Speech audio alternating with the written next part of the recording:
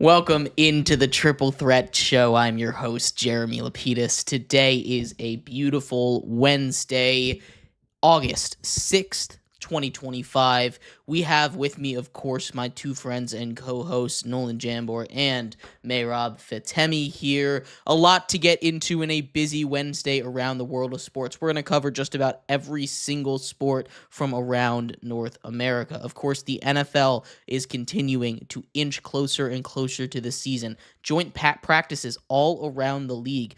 Colts and Browns have released their first depth chart, and quarterbacks are, of course, where the big questions are there. Some big running back news as well as wide receiver news around the league.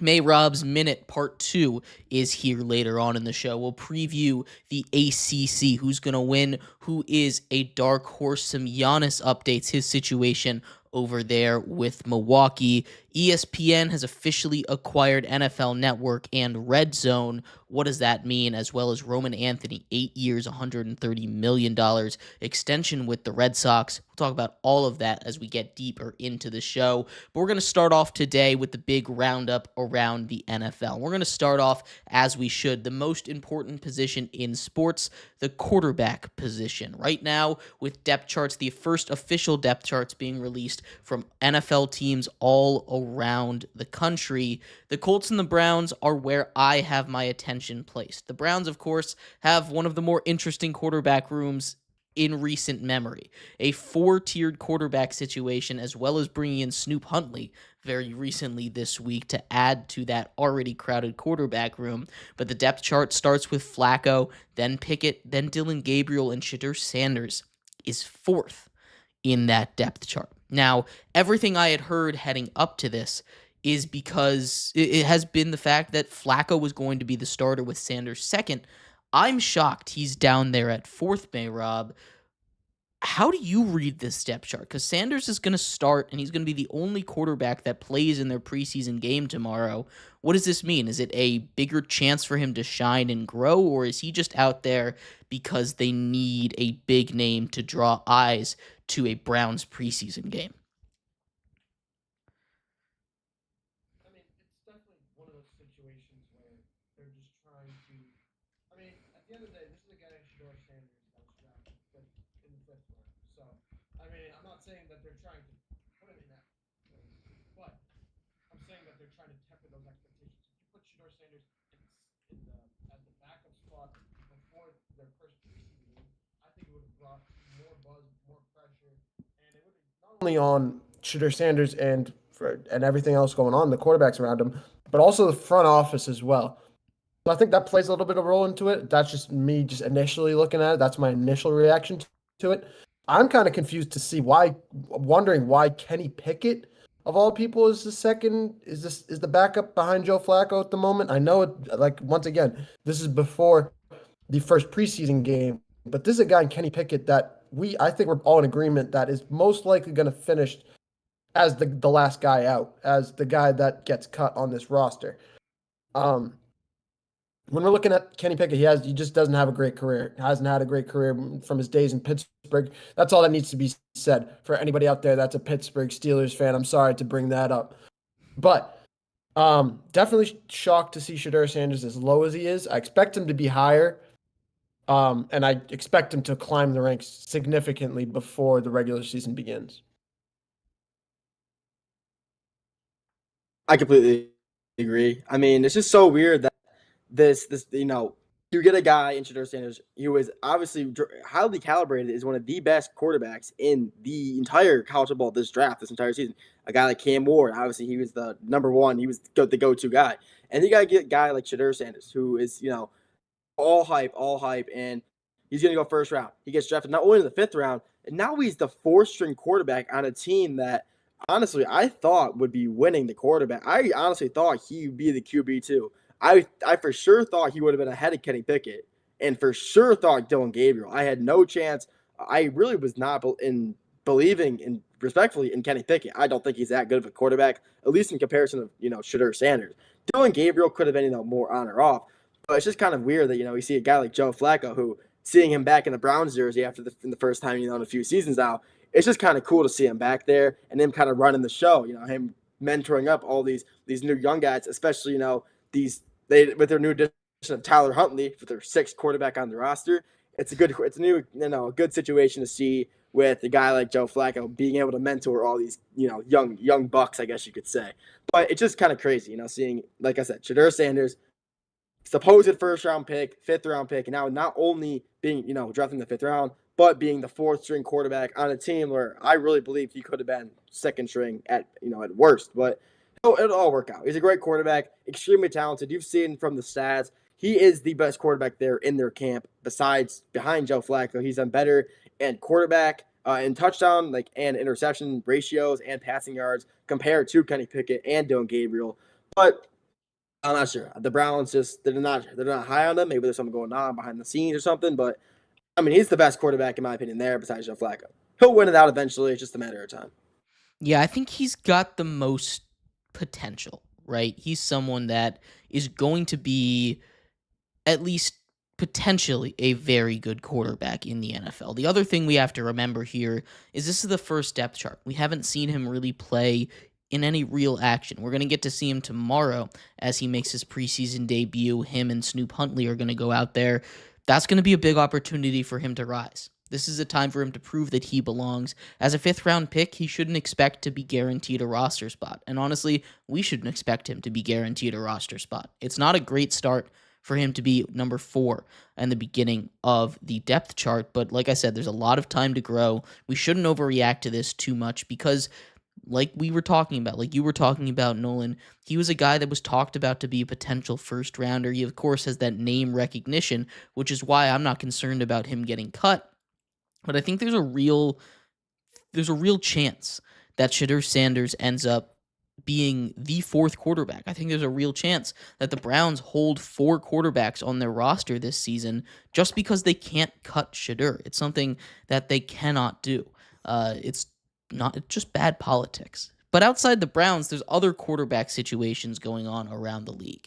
Daniel Jones and Anthony Richardson battle for quarterback 1 on that Colts depth chart. And with the Colts, it's listed as or. Not in order, Daniel Jones or Anthony Richardson. They're going to do a very interesting thing in the preseason. Anthony Richardson gets a quarter and a half at this point gets a quarter and a half here. While we, of course, have just half of a quarter of Daniel Jones. They're going to switch that in week 2 of the preseason, where Daniel Jones gets a quarter of half and Anthony Richardson gets half a quarter. They've had a joint practice over there. The Rams have. It's going to be very interesting. Not the Rams. The Colts have. It's going to be very interesting to see how it goes. But Anthony Richardson reportedly having a very, very good camp so far. Please excuse, we're having a little bit of technical difficulties with Nolan over there. But Mehrob, talk to me a little bit about this Colts situation. Anthony Richardson, most recent report, reportedly had a very good day yesterday, as well as A.D. Mitchell in their joint practice. That means a lot more than practicing against your own team. Has he survived this attempted Daniel Jones coup? How safe is he at that quarterback 1 list? Because right now it seems to be a tie in the Colts' eyes. I mean, I think anything. I mean, let me ask you, Jeremy. Who would you rather have? Because you're the Giants guy. Who would you rather have, Daniel Jones or Anthony Richardson as your starting quarterback? I think there's positives and negatives that both of them bring to the table. If you asked me just straight up pick one, I'm taking Anthony Richardson, right? Anthony Richardson is the guy that I think is more talented. He's got a much higher ceiling, but the floor is lower. We've seen the floor of Daniel Jones. Daniel Jones, I think, behind a good offensive line could be something, and there are similarities in his game to Anthony Richardson. There's things that he does that Anthony Richardson does as well, just a little bit less. You talk about speed. He has one of the fastest recognized speed in the NFL over the last couple years, which is crazy to say about Daniel Jones, but he has some potential. You get him in a system behind a good offensive line, I think he could be something. I want to take the potential of Anthony Richardson, but if he just isn't working out and I'm wearing thin on what he's going to be able to do, Daniel Jones is not that risky of an option to put in that Colts system. So I'm not surprised that it's that close of a battle, but I would take Anthony Richardson right now. Nolan, welcome back. You have a take here on the Colts situation with Daniel Jones and Anthony Richardson battling, listed as Daniel Jones or Anthony Richardson at QB1 right now. Well, yeah. First off, thanks for the welcome back. I think I figured out my, the lagging problem. Something was happening there. We got it all figured out. But I think it's, this is also kind of another situation, where I would never see it, Daniel Jones and Anthony Richardson actually kind of fighting it out. I kind of thought Daniel Jones would kind of be there to more of a supervisor type of guy for Anthony Richardson and like there as a backup. Because as we know, Richardson has been very injury prone the past 2 seasons. He was out for multiple weeks last year with that hip injury and foot. I mean, he's just always injured. But you have the best experience with this. You've seen how good of a player he really is behind a decent O line. Obviously in New York, he really just had no offensive line to really kind of help him out. But he may do. He made a lot of great plays. He's a fast guy. We all saw him sprint against that Eagles play a few years ago where he stumbled on his own legs. But I mean, he is a really quick guy. He's really fast. He's like that in college as well. But I really think that the Colts O-line is definitely a big improvement for what he had in New York. And I think him being there is definitely, it's going to, whoever's playing, I think that they're both going to be in a great position. I think, obviously, in Anthony Richardson, you have a lot more dual threat. You can run quick. I think he's obviously more explosive than Daniel Jones, but he has I know he has a good arm. He can throw it longer, but he isn't as accurate compared to Daniel Jones, who's a lot more of a pocket guy who has good pocket awareness and who can actually make a good throws, decent throws on the run as well. But in the end of the day, I do think, honestly, I think Daniel Jones will win this out. I think he's a better quarterback for their system. He's a more reliable quarterback, and then they can use Richardson for certain scenarios like, oh, we're in a shotgun formation. We got to, run some sort of triple or, some sort of option play. Yeah, put him in there. I mean, it's gonna be weird to see how it kind of plans out, but I can honestly see Daniel Jones winning this fight out. Yeah, and honestly, that's probably how it goes. Again, Anthony Richardson, I think, is going to have the starting job just because he's a younger quarterback and he's the guy that the Colts drafted. They need to give him every chance possible to be successful, but he has a very short leash. If anything really goes wrong, especially during the regular season, I think we start to see him taken away from that starting opportunity. This is a real quarterback battle. We haven't seen too many real quarterback battles over the years anymore. It's refreshing to see it over there with the Colts, and it's as much as it sucks for Anthony Richardson, it's kind of a wake-up call for him. This is his last chance to be a true starter. Outside of quarterbacks, some big news around the running backs. Kyren Williams yesterday signs a 3-year, $33 million deal to stay with the Los Angeles Rams. That is huge for one James Cook.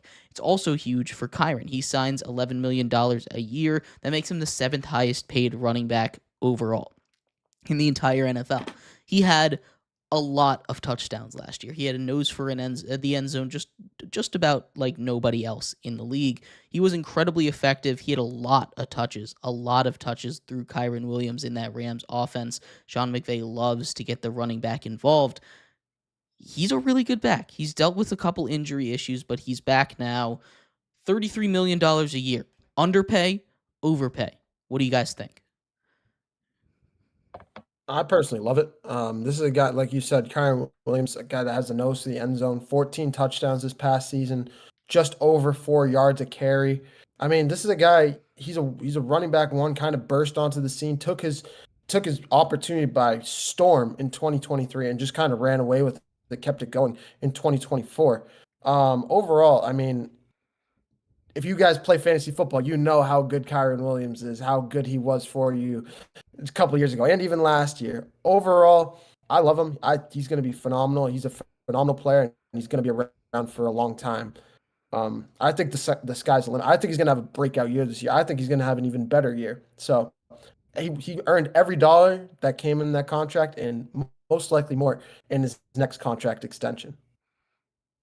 I completely agree. I think he's only 24 years old. His contract goes until he's about 27, and he's still in his prime time years. He's still young. This is like the prime time for a running back, and I think it's a great signing. I don't think it's an overpay. I don't think it's an underpay. I think it's actually just kind of exactly right where he needs to be. He's proven himself the past few seasons to be a really good after contact running back, and he's fast. I mean, he can do whatever you need him to do. It's a great sign. It's a great, just a great addition. A great extension for him. And it's going to help the Rams out even more, especially with their addition of Devontae Adams. I mean, they're going to be a really good team this year. They think they'll be a lot better than last year. Yeah, this is a Rams team that, I mean, could be competing for a Super Bowl this year. Bringing in Kyren Williams is huge for them. I think it's a little bit of a deal on that Rams side because Kyren Williams, as talented as he is, I think could have commanded a little bit more than the seventh highest paid running back in the NFL. But this affects more than just him. All contracts are connected in the ecosystem that is the NFL. James Cook just officially started his hold in. He was practicing with the Bills earlier on in camp. He is no longer practicing. He wants a contract. He's been very vocal about wanting to be one of the highest paid running backs in the NFL. With Kyren Williams signing that 3-year, $33 million deal, it makes it a lot harder for James Cook to have a leg to stand on. They're the same age, came in the same draft. Their production numbers, very similar. Both of these guys find their way to the end zone. Both of these guys have very similar yardage numbers. James Cook still wants more money. This gives a lot of ammo and a lot of leverage to the Bills. Obviously, the Rams weren't thinking about that, but how does this affect the situation cross country up in Buffalo? I think they're going to be tempted. I think he's definitely going to. I think he'll eventually win it out. Because he's literally about the same age as Kyren. He's 25. I think the Bills sign him for 2 or 3 year deal, probably around. If they sign him for a 2 year deal, probably sign him for about, I don't know, $10 million a year for, so like a 3 year $60 million deal maybe, or a 2 year $40 million deal maybe, something like that. I mean, he's a great running back too. He's a very serviceable running back. He is a very good power back. He's a lot. He's more. I see him more of a power back. He's a lot stronger in my opinion than most running backs his age. And yeah, I think he will eventually win it out. I think he'll get the money he deserves, and he'll stay in Buffalo, which I hope he does. I like him in Buffalo. He fits there. Yeah, I mean, James Cook has been wonderful for this team in Buffalo. I mean, um, the reason he doesn't get as much recognition as some of these other running backs, I'd say Kyren Williams, I'd say they're on the same tier level, but it's because the Rams don't have a guy like Josh Allen, who's a running back, quarterback, whatever position you want to call him, just everything football on the offensive end. The offense runs through Josh Allen. That is why James Cook does not get as much recognition as he likes, and doesn't have as much touchdown numbers. Josh Allen loves to run that QB sneak. So overall, I mean, James Cook is a phenomenal running back. I don't think he's gonna get the type of money that he's looking for in Buffalo, but I think you're absolutely right, Jeremy. This contract that just got given to Kyren Williams is going to make an impact on what James Cook is looking for, and probably bring it up just a little bit higher. They're around the same age. Kyren's 24, James is 25. Um, it's just going to be about what the Bills are willing to do on this one. Yeah, Saquon Barkley is the leader in the clubhouse as far as money per year when it comes to running backs. $20 million, $20.6 million every year. Christian McCaffrey second at 19, and then there's a jump down to Derrick Henry at 15, Jonathan Taylor at 14, and that's where you start to see this group at 12, 11-ish million dollars a year, which is where Kyren has found his spot. I think it's reasonable for him to find around that $15 million number. $20 million when you're talking about Saquon Barkley, when you're talking about Christian McCaffrey, I think that's crazy. But as far as trying to keep your running back happy, paying a young guy like James Cook through his age 29 season, say 4-year contract for him that pays him until he's 29, $15 million a year, $460. I think that's a completely reasonable amount to pay a running back. It doesn't reset the market, but it's also near the top. That puts him in that top 3, tied with Derrick Henry. You can lay it with incentives, do whatever he needs. I think that's the kind of contract we look at. It hurts him a bit because it's going to bring his value down from potentially breaking the record for running backs to just setting a really good mark for himself. And I think the Bills, at the end of the day, win this negotiation from James Cook's perspective. Running backs continue to hold out. We'll keep an update with James Cook when we have more news with it, but also wide receivers from around the world, from around the league. Keenan Allen, one of the top free agents remaining, has found a new home, or I should say an old home, actually, returning to the Los Angeles Chargers, where he spent all but 1 year. Returns home after just 1 season with the Bears, arguably his worst season of his career, 70 catches, 744 yards, and 7 touchdowns for him. He kind of was Caleb's underneath target, his security blanket right there. That's something to watch here because now you have Lad McConkey pairing up with Keenan Allen, and as much as he is washed, right? He's not the same 1,200-yard receiver that he was when he was originally with the Chargers. He is still a very talented wide receiver. His ability to run routes and get open is near the top of the league. He just doesn't have that breakaway speed anymore. But as a wide receiver, too, as just a second option for Justin Herbert to throw the ball to, that means so, so much for this team. I love this return. It always felt like he was going to go back to the Chargers to me after nobody signed him in the offseason. What do you make of this move? How do you see this working out for both Allen and the Chargers? Yeah, we remember his days in Chicago. He wasn't too much of a target with the Chicago Bears. I mean, you have DJ Moore over there. You have a very young, studded um, wide receiving core over there in Chicago. So it's just the ball just never reached Keenan Allen. On top of that, Keenan Allen was always hurt. He got injured a couple times, dealing with a hamstring injury a couple times, dealing with that knee that continues to bother him. That is something that I think is going to continue to bother him in LA, and it did while he was there previously. I just still think he's definitely still going to be a guy that you can rely upon on a third and medium situation. That's what you need him to be. You just need him to be there in those tight situations. Be a second, a third option for your quarterback to just rely upon in those tough spots. That doesn't mean just slack off when you're not that, but I expect Keenan Allen to still be a breakout player every now and again. Not as consistently, not a 1,200-yard receiver as he used to be, not an all-pro receiver as he used to be, but still a very good player that could be a wide receiver too on your team. Yeah, absolutely. I think. Oh, Go for it. thank you. I mean, he was able to put up 700 yards as a wide receiver too, with a very, I'll say it, a less talented quarterback than Justin Herbert. Him going to the Chargers with a better quarterback and a better, just obviously, just entire offense as a general entire team. He's gonna. I think he can easily, if he stays healthy, he will be putting up 900 yards minimum. He's as a wide receiver too. I think he easily could. He is still so talented.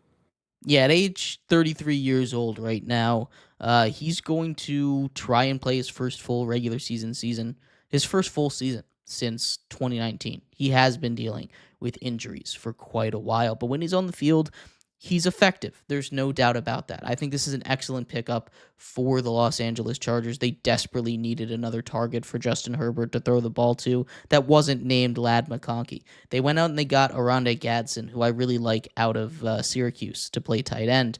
But you also bring in Trey Harris, wide receiver out of Ole Miss in the second round. There's a lot of opportunities for this Chargers team. None of them really stick out. And I think Keenan Allen immediately comes in and he's going to be that second wide receiver, someone that Justin Herbert already has a connection with, which is going to be huge. I really like this pickup for them. On the defensive side of the ball, Bengals still list Trey Hendrickson as a starter. Nothing really has changed out of there. It feels like nothing is going to change, at least until the Bengals just decide to pay him $42 million, although that's never going to happen. Trey Hendrickson, I don't think, plays this season. As time continues to tick for him and for Terry McLaurin, I feel like Terry's going to get his deal done. We've talked a lot about it, but Trey Hendrickson, I feel like they get further and further apart. He is officially in camp now. Does this change things for Trey Hendrickson right now? I don't think so. I think even though he's there, I still don't think he'll. No, I think he obviously he wants the money. $42 million is insane for a guy. Not really insane, but for a guy who's 30 years old, and obviously he's their best defensive player. I mean, as so far, unless Shamar Stewart comes out of nowhere, but I mean, as of right now, he is their best defensive player, and him asking for $42 million, knowing he is their rock on defense, is really not ridiculous. Will he get it? Probably not, unfortunately. Will he sit out? Like, if he misses a year or like half the season, I wouldn't be surprised. The Bengals, like we've all been talking about for the past few months, are just a really cheap team. They just hate to pay their player. I mean, we literally saw what happened with Shamar Stewart. They were so cheap, they wanted to void his rookie contract practically if it didn't go fully through, which is honestly ridiculous. But I could see him sitting out for a few weeks, honestly, until I can see them sitting out until about week 4 or 5 if they don't manage to get it figured out. They absolutely should figure it out because, like I said, he's their best defensive player, but you never know with the Bengals. You never know. You never know with the Bengals. There was also a trade in the NFL that took place. Kind of flew under the radar a little bit here, but the Raiders send a starting corner for defensive line help. This, of course, comes after they cut Christian Wilkins. They trade with the Eagles. That didn't really work out, and I don't really see it working out for them. They trade Bennett away. Bennett, who was really good. He didn't allow a touchdown last year playing corner for the Raiders. Christian Wilkins has continued to cause problems for this Raiders team. I know it was a little bit of a weird situation cutting him. Of course, the injury, him not getting surgery, the whole story with him kissing a teammate and then him getting cut because the teammate did not approve of that. We still don't know who that teammate was, but now it feels like the Raiders are desperately trying to fix a problem that they made themselves. Christian Wilkins is no slouch of a player. He's going to go out there if he was going to play and be a huge boon for their defense. Instead, now they have to make some desperation moves. I was positive for this Chargers team heading into the season, or at least heading into the training camp season, but this is not helping. I feel like their season is starting to go down the drain already, despite having a really good offseason heading into it. You can take this one, Noel. Oh, thanks, man. I agree. This Raiders team, their offense. Look at their offense. Obviously, you just got Geno Smith. You just got a new head coach. You have Ashton Genty. This, and they have a pretty solid O-line. But then you look at the defense. Obviously, you're trading away probably your best corner, one of the best D linemen in the league, or I guess you could say, I'll say that one of the better defensive linemen in the league is cut with nowhere to go. No one's signing him. It's kind of just a weird situation. The Raiders had a very promising offseason. They had a very good draft. Obviously, and they had a bright future. They had a really obviously they're in the AFC West, one of the hardest divisions in football, playing against the powerhouse Chiefs, the Chargers with a phenomenal offense, and the Broncos, which is a phenomenal defense. They were bound to get last place again, most likely. But now they're just kind of digging themselves into a hole where they kind of can't get out of. You're letting loose guys who are your core. It's just not how you're supposed to do that. You're kind of supposed to keep those guys you want around who are not letting up any touchdowns or are just putting constant pressure on quarterbacks. But this is kind of how they're running it. They have a great offense. But the problem is their defense is now just very weak. It's not going to work. It's basically about the Chargers, honestly. Strong offense, not as strong of a defense. The Chargers' defense is obviously better than the Raiders, but, it's just the Raiders. So you never know how that'll turn out with them as well. Like the Bengals. Lots of big news from around the NFL here. We're going to take a quick break. When we come back, Mehrob Minute is here for week 2. We'll turn it over to our good buddy Mehrob here, and he will take us away covering whatever comes to his mind on this beautiful Wednesday. We'll be right back here on the Triple Threat Show.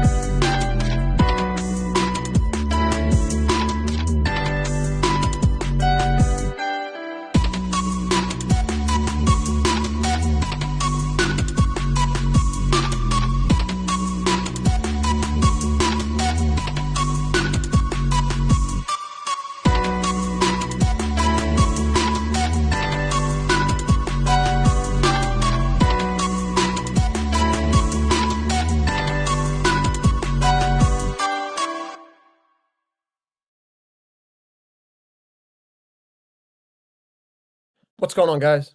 Welcome back to the Triple Threat Show. For this Mehrob Minute, well, I'm your host, Mehrob Fatemi, for the second edition of the Mehrob Minute. This is a weekly segment that we do every Wednesday.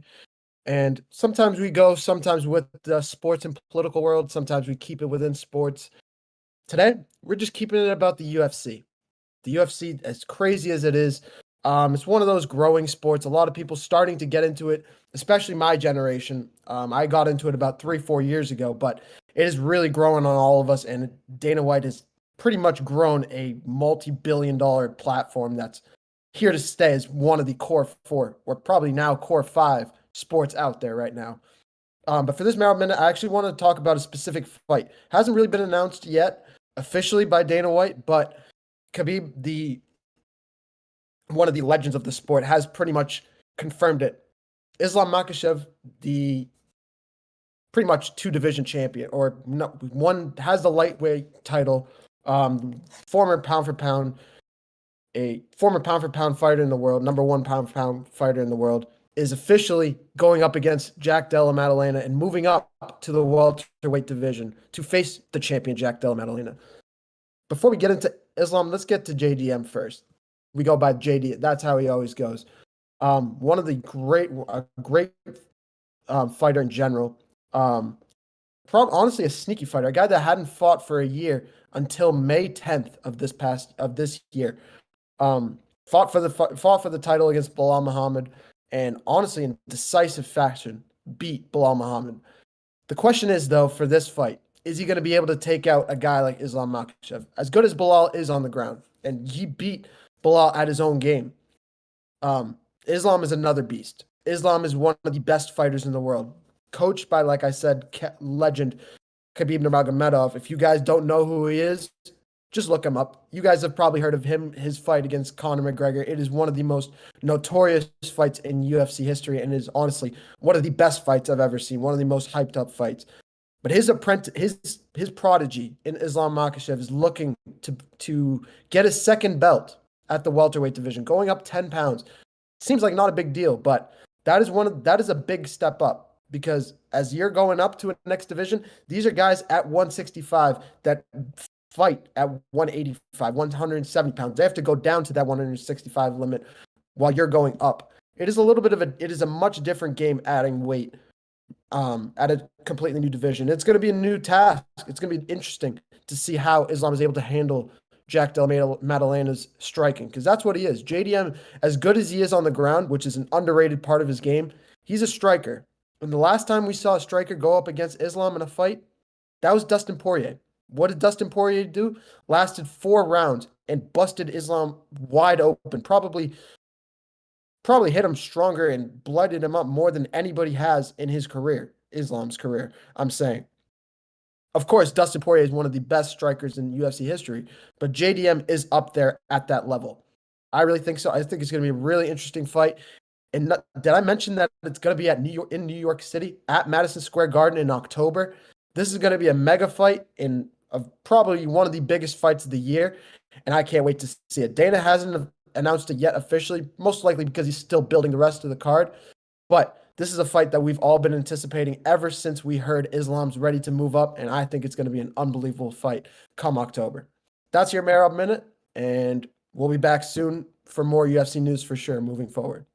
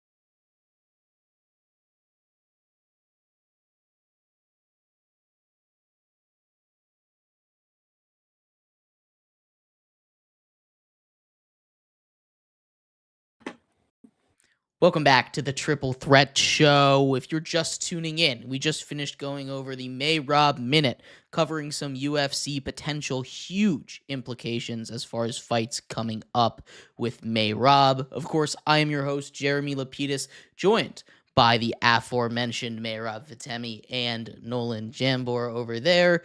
We have a lot to continue to get into in a busy day around the world of sports. What we're going to hop into now as we continue with our previews of college football is the ACC, one of the more fascinating conferences that are taking place in all of college football.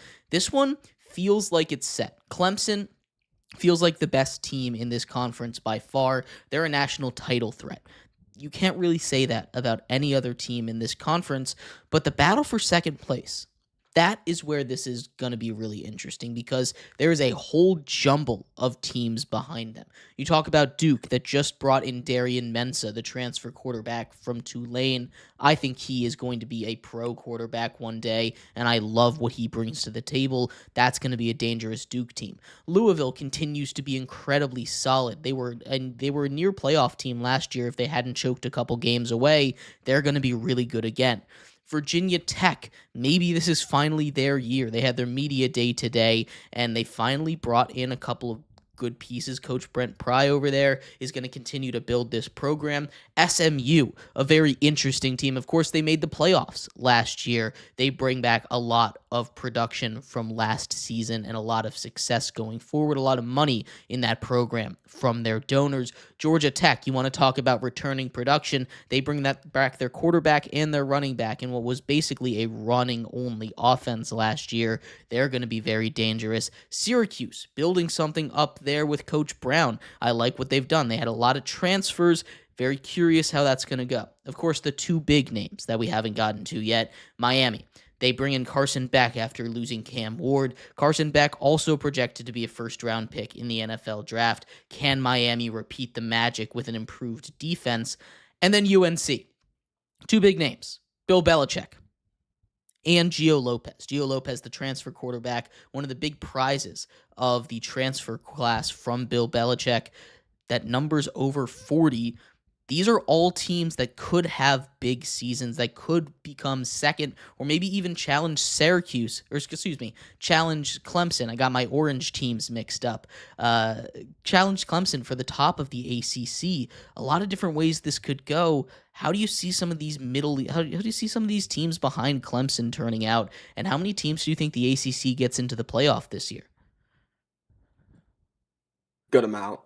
I can see ACC, if we're looking like from last year, Syracuse, led by Kyle McCord. Granted, they don't got a Kyle McCord anymore, but like you said, they're building something good up over there. Syracuse is going to be a very good team who I can see maybe. I wanted to see them in the playoffs last year. They didn't make it, unfortunately. But I can maybe see them squeak in. I think SMU makes it again. SMU, like we said, have only added to their roster. They still have an elite offense, their defense gotten better. And honestly, if they didn't play Penn State last year, which, it was just a really bad matchup for them. I mean, Penn State, whiteout, nighttime, Happy Valley. I mean, that's a recipe for disaster for any team that goes there. But if they played any other team that had home field advantage besides Ohio State, I think they would have put up a better fight. And obviously, maybe North Carolina. North Carolina obviously is they just have Bill Belichick. The greatest football coach of all, possibly the greatest NFL coach of all time. They just got this new 4-star tight end. And like we all know how Coach Bill Belichick likes his tight ends. He likes them. He likes a good tight end. He works them. Obviously, you got the two of the greatest tight ends of all time, Gronkowski and Aaron Hernandez, who play there in New England. And he can really build something great with a tight end who kind of isn't well, I'm not sure how to explain it, but he can build up a tight end from nothing. And he can do that for a lot of players, but tight end is what he does best. So I'm excited to see how UNC does, but I can see them making possibly, if not the playoffs, a very good, bowl game. Yeah, North Carolina is one of those teams that has a really big opportunity in front of them, right? Bill Belichick is going to be either a really good college coach or flame out horrifically at that level. It just depends how he can relate to the kids and how much the college kids are going to respect him and listen to his program. He is Potentially. And I don't really feel high enough on this North Carolina team to say that they're going to make the playoffs, but I could see them winning 8 games. I could see them winning 9 games this year in an ACC that's going to be a lot tougher than a lot of people think. I think they're going to cannibalize themselves a little bit. As far as playoff spots go, we went through a lot of different teams that could get in there, but I don't really see more than 2. That's what we saw last year from them, right? 2 teams get in. The champion, and then SMU finds their way in after losing to Clemson in that championship game. This is going to be a very interesting, again, like I said, one of the more interesting conferences, not the Power 2 or the Super Power 2 up top, but definitely a conference that's going to turn a lot of heads this year. I think Miami could potentially even be better. Now, I'm not a huge fan of Carson Beck, Mehrob, but having him as your replacement for Cam Ward is about as good as you can possibly get when it comes to replacing who was the number 1 overall pick in the NFL draft and the best quarterback overall in college football last year. Yeah, no doubt. And I mean, all of us have our eyes on Carson Beck because we're all wondering on how he's gonna come back from his injury from the SEC championship game when he tore his UCL. This is a guy that he's UCL in his elbow. This is a guy that when we all saw that, we all held our breath because this is a team in Georgia that we thought could go all the way and could make a deep playoff run. Nonetheless, they still ended up beating Texas that game and moved on. But I mean, that was a major play and had major implications on his career. Now that he's replacing Cam Ward in Miami, that's an even bigger spotlight to try and take over for. It's a good spotlight. It's a good place to have the pressure on you. A player like that, as good of a caliber as he is, it's a good place for him to try. It's a make or break type of situation for him. If he's going to do well, this is his place to do so. If he's going to collapse, this is where we'll know he's the type of player that is going to do so.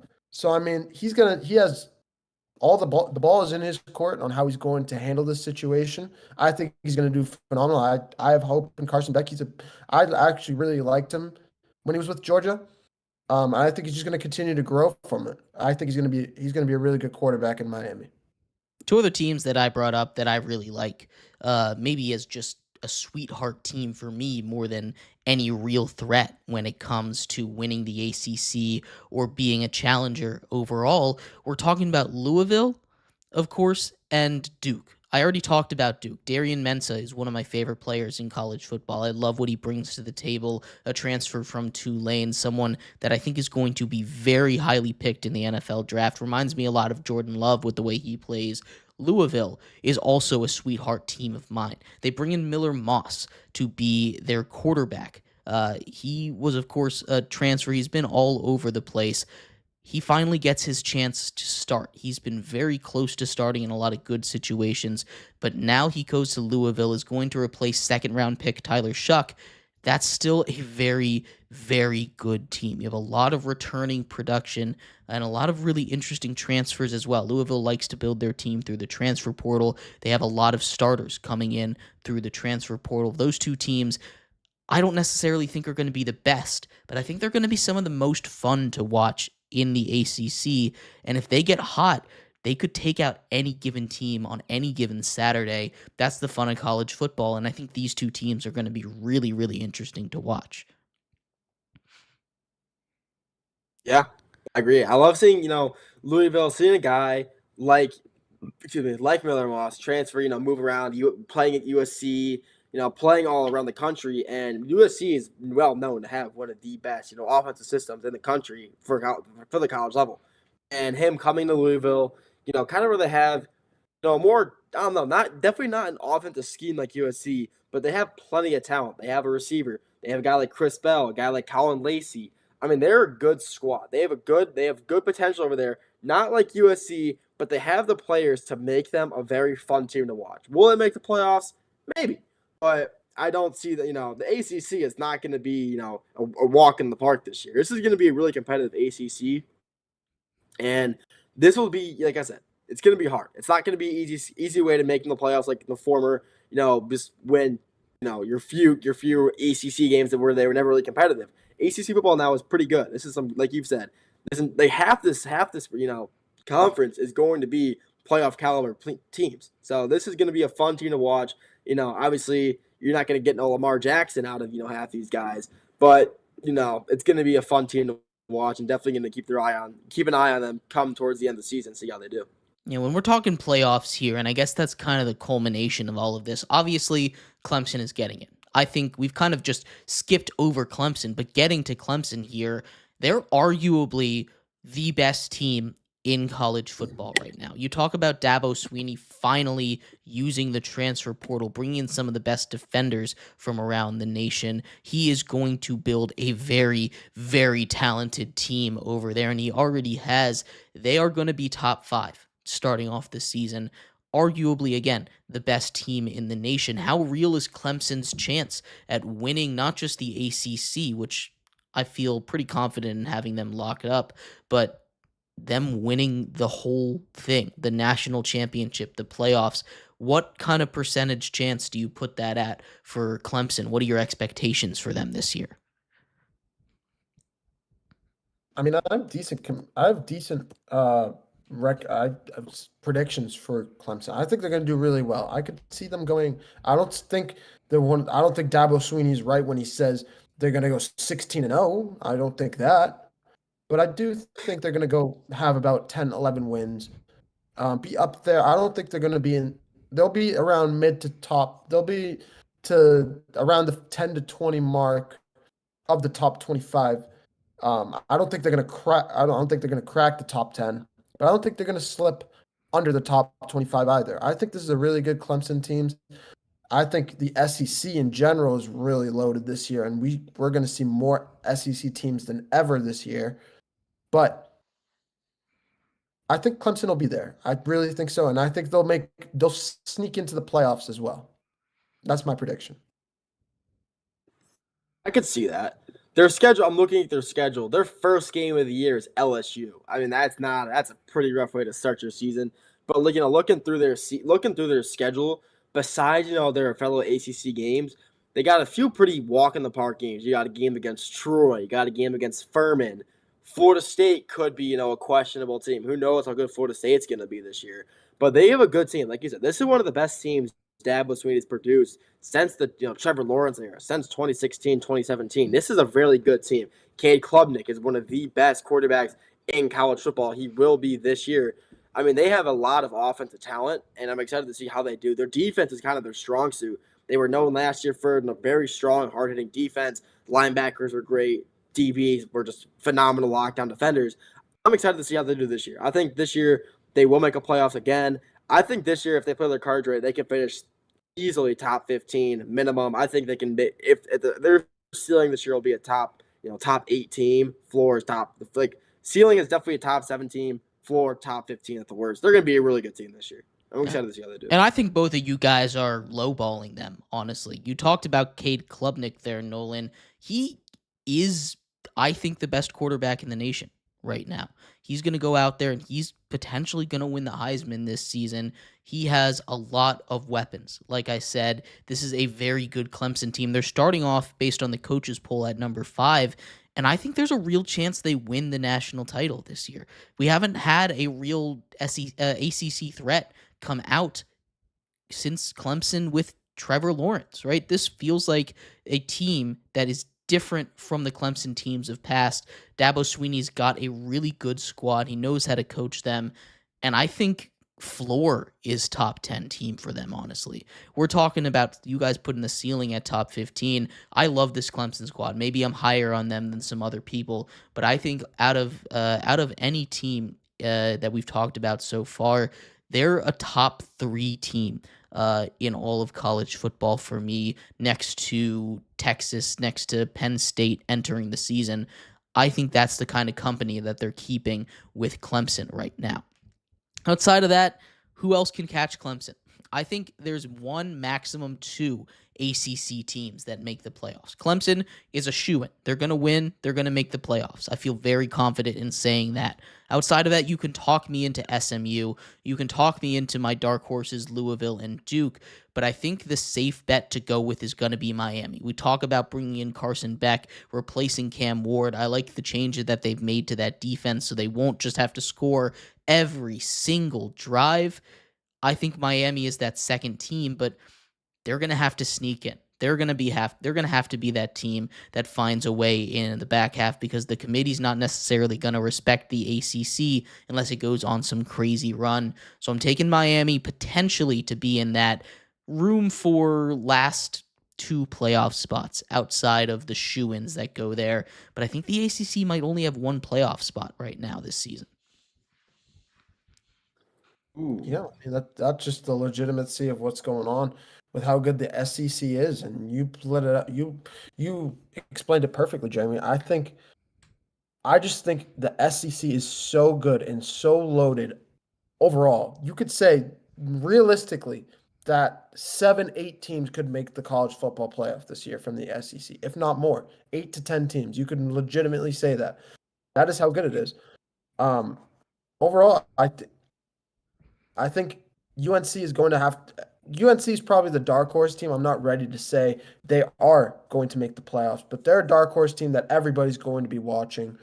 But Clemson for sure, and the rest of their group, I think definitely are up there. But probably one, if not maybe two, if you can sneak into that playoff spot for the ACC. Well, I agree with that. I think it'll be two teams max. I think it'll be obviously Clemson. I think it won't be, I think it'll be SMU over Miami. I think SMU's team, but obviously, they have, I guess you could say the playoff experience now. So if they make it, I think they can maybe make a deeper run to getting bounced first round. But they have just a more balanced team than what Miami does. Miami, even though they brought in a ton of defensive players, their defense still is not going to be where it needs to be a legitimate playoff team. Obviously, last year we saw them giving up 28, 35-point games because their defense just wasn't cracking it. And SMU, they weren't. They were just viable on both sides of the ball. Also, what you're saying earlier about SEC, Mehrob, I honestly think entire college football playoff could be all SEC. I think the SEC is going to be so good. You could have an entire 12-team SEC playoff, and it would still just be great. Maybe it has like Ohio State or like Penn State, but like the SEC is so loaded this year. It's insane. They can easily be a 12-team SEC playoff. Not crazy. I think that might be a little bit insane. But the SEC is going to be very good this year. I think the Big Ten might be a little better, actually. I think we might get 4 or 5 teams from the Big Ten, 3 or 4 teams from the SEC, and then 1 or 2 from each of the ACC and the Big 12. But we'll break more of that down as we talk about the Big 12 next week and do a whole playoff prediction later on. We're going to take a quick break here. When we come back, we turn our attention over to the media side of things as a big piece of news dropped earlier today. ESPN officially acquiring NFL Network. That means, yes, they have access to NFL Red Zone and all things like it. Is that the best move? How are they going to fix it? How concerned are you about how this is going to change things? We'll talk about all that and more coming up next here on the Triple Threat Show.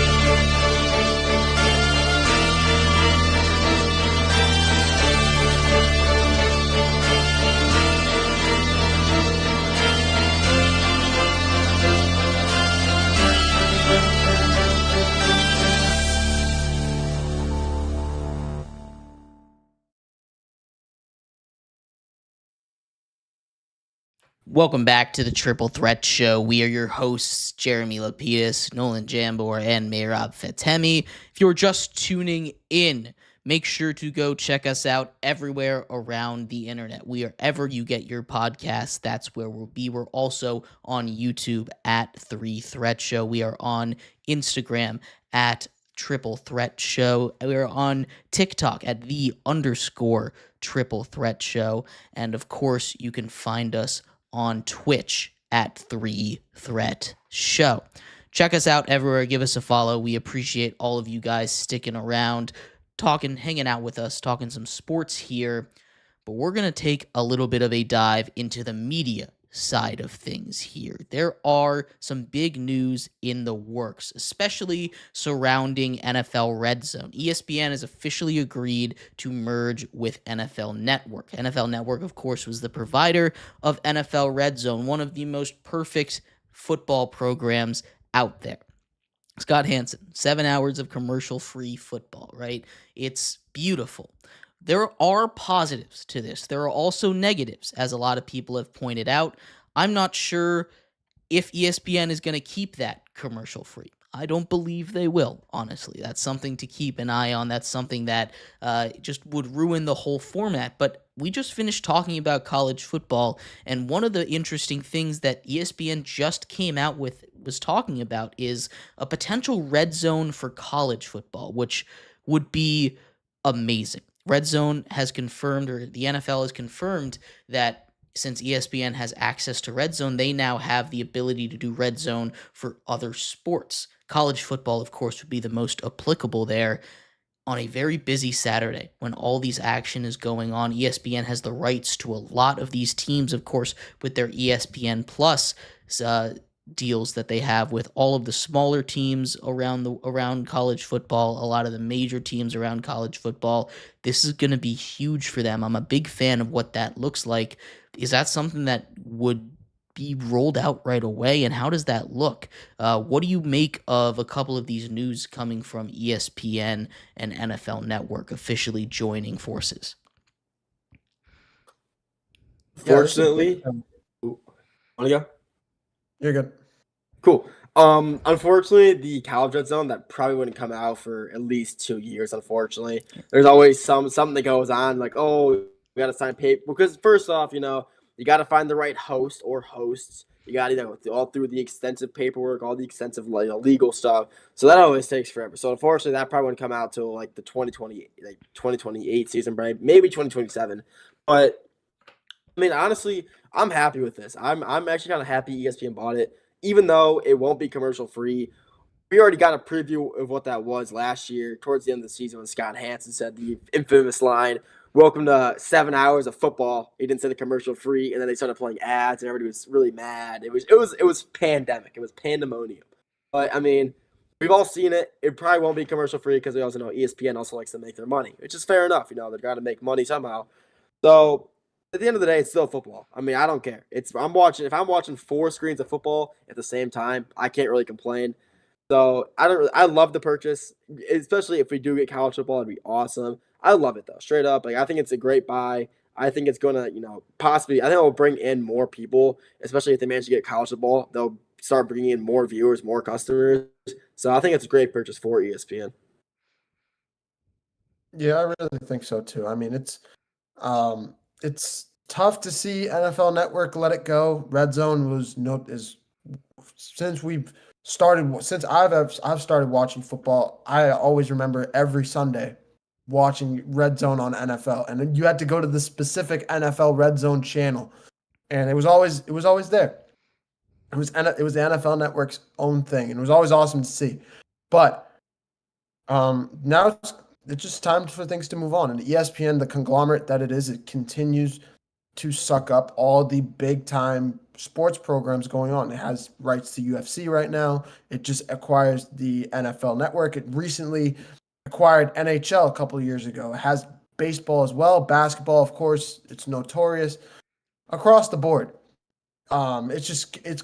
It's adding every part of everything that we know about sports, every show, every piece of entertainment runs through ESPN now. So it just makes sense that this also goes. It's just tough to see another thing go like this, but hopefully It's another great product, and it should be really good. I don't have any doubts that it's not going to be a good product.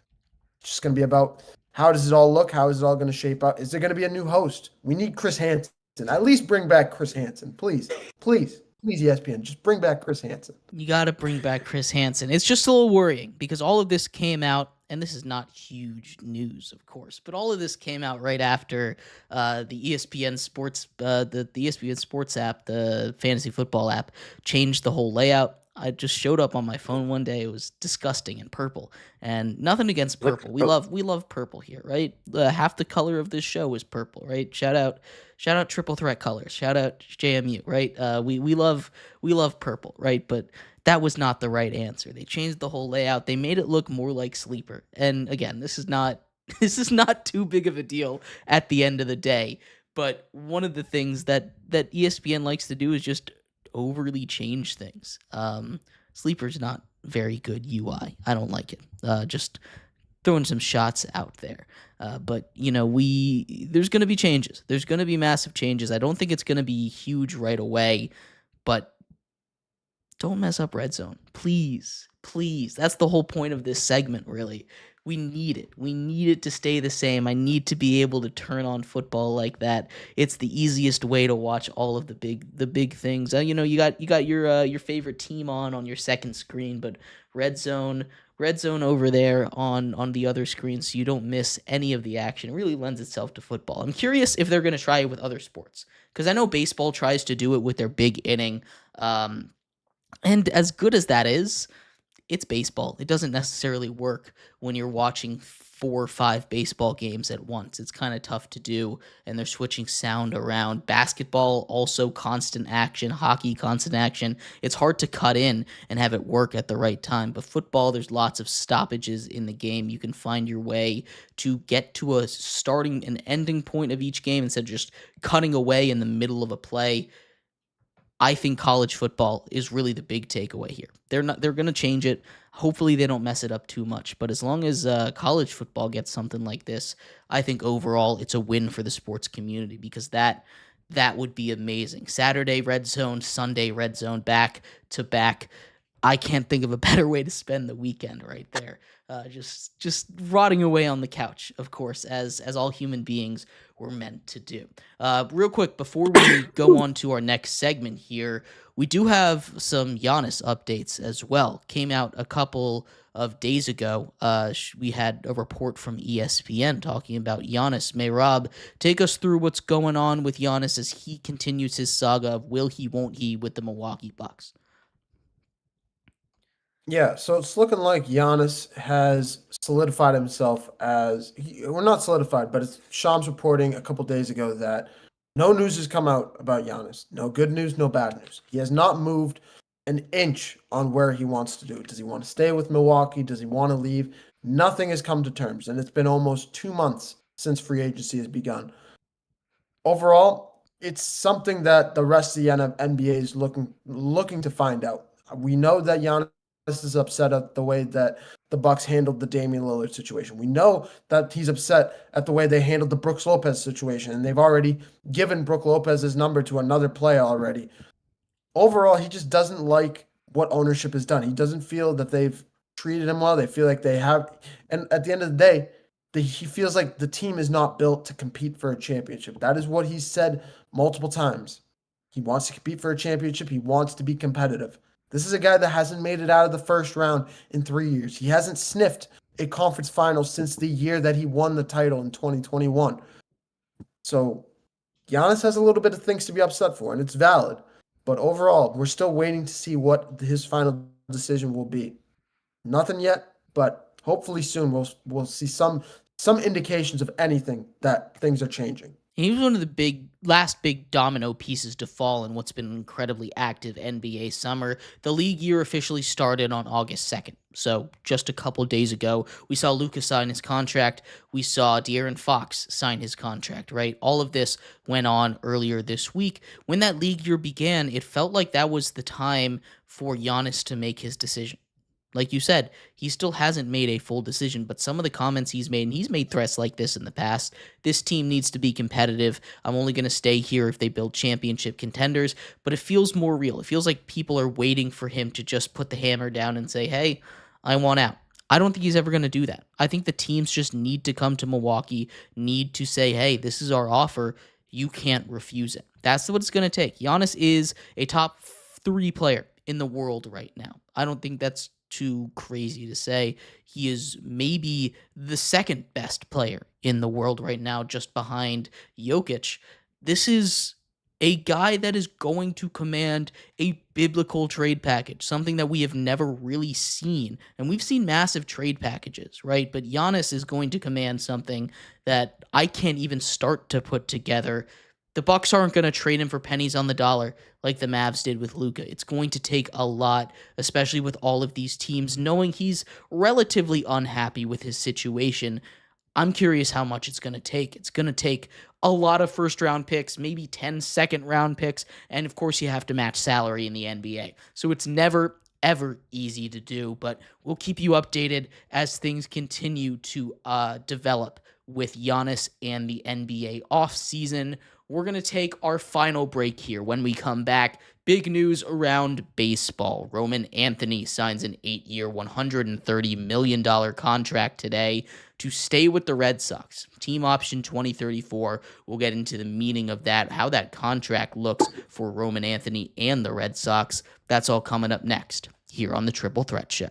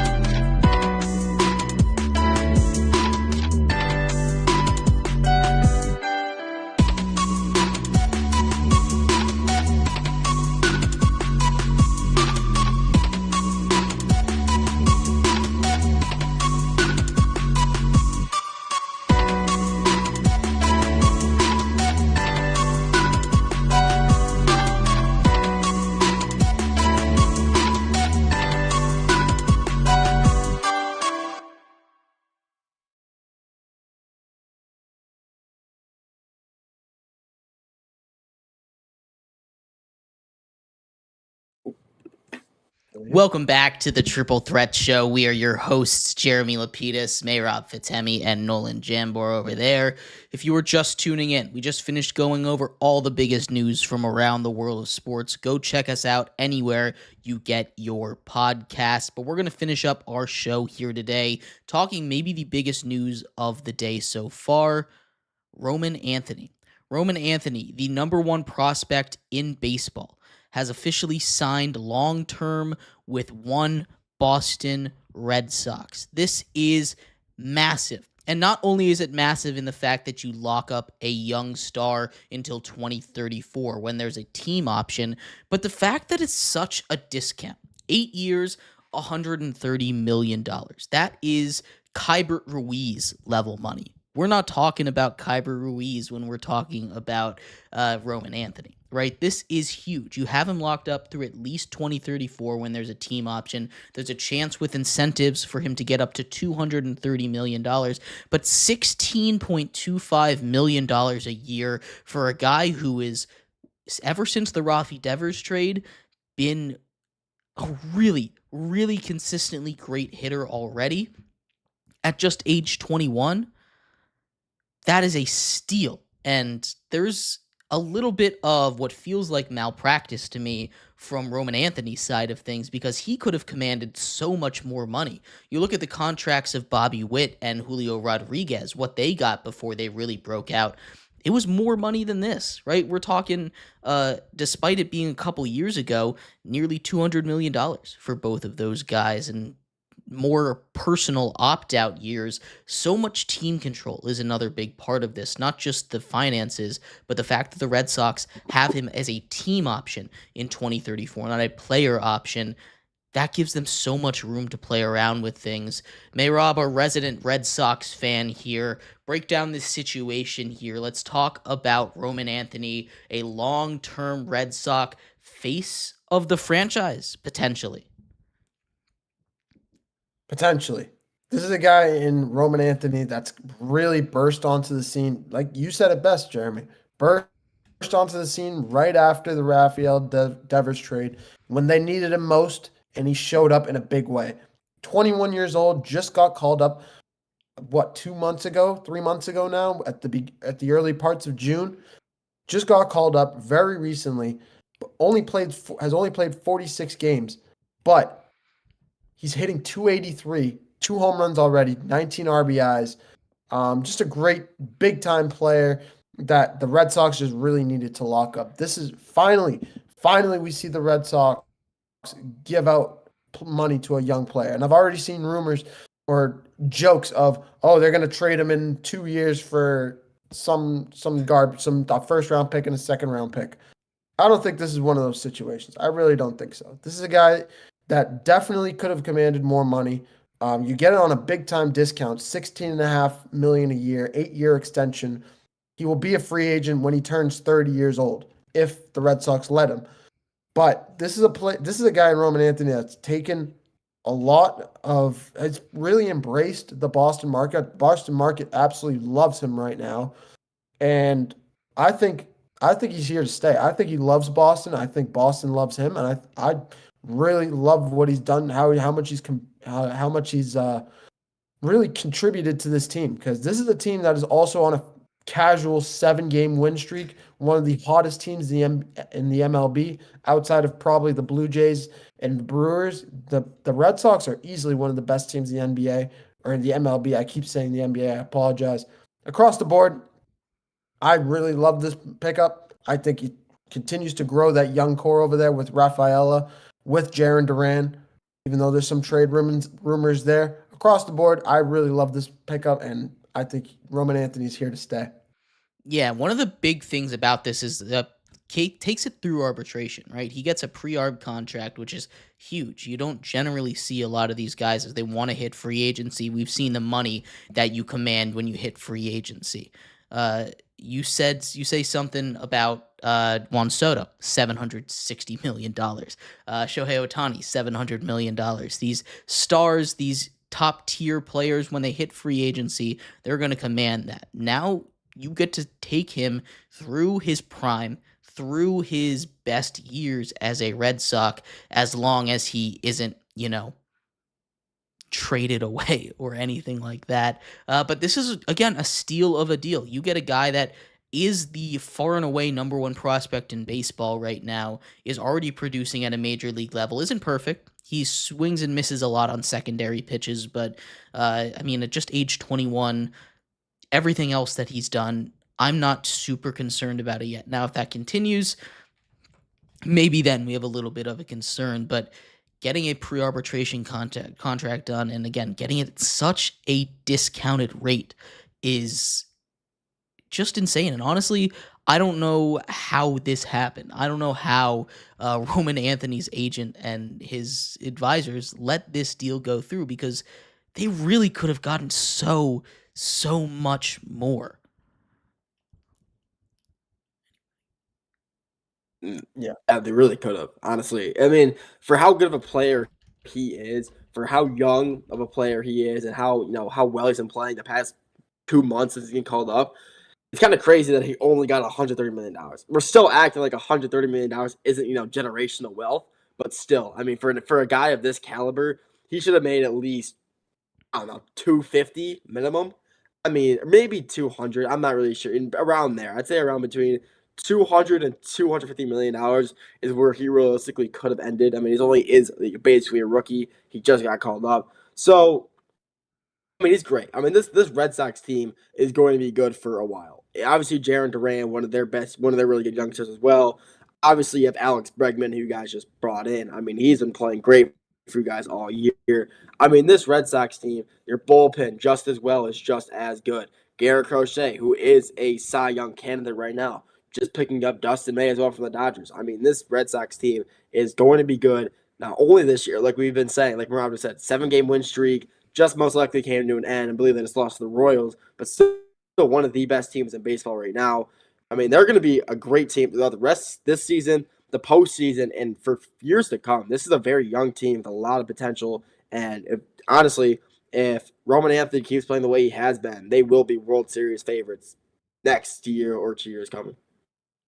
Right. And Mehrob, to your point, as much as this was a discount, I think this means a lot for the city of Boston, right? Because you've seen Rafael Devers, you've seen Mookie Betts, you've seen the stars of this Red Sox team get thrown away like it's nothing. And sure, it's a discount, but all the quotes that came out from his press conference, he really sounded like he wanted to be here. And I don't think he makes this choice of, signing a lesser guaranteed contract if he doesn't really want to stay in Boston. So that means a lot going forward. Maybe there's a little bit of consistency in this Red Sox team and the faces in its organization. Maybe they finally get a face that, isn't Big Papi over there.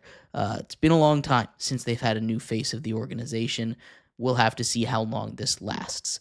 But we will keep you updated. Lots of big baseball news going on. You can check that out actually coming up next here on the Triple Threat Network. I will be live doing the Rounding Third Season 2 with Hayden Raymer. We're going to talk about everything going on in baseball. That's coming up in just about 30 minutes or so. So make sure you come back for that. But thank you everybody so much for tuning in to today's episode of the Triple Threat Show. We have been your hosts, Jeremy Lapidus, Nolan Jambor, and Mehrob Fatemi. Check us back out Friday. We will be live early.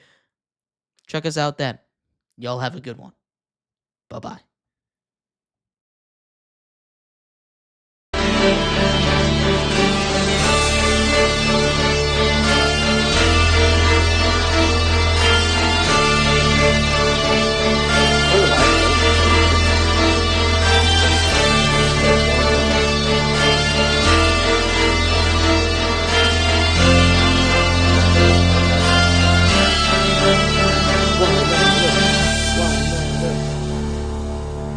Luka's looking slim.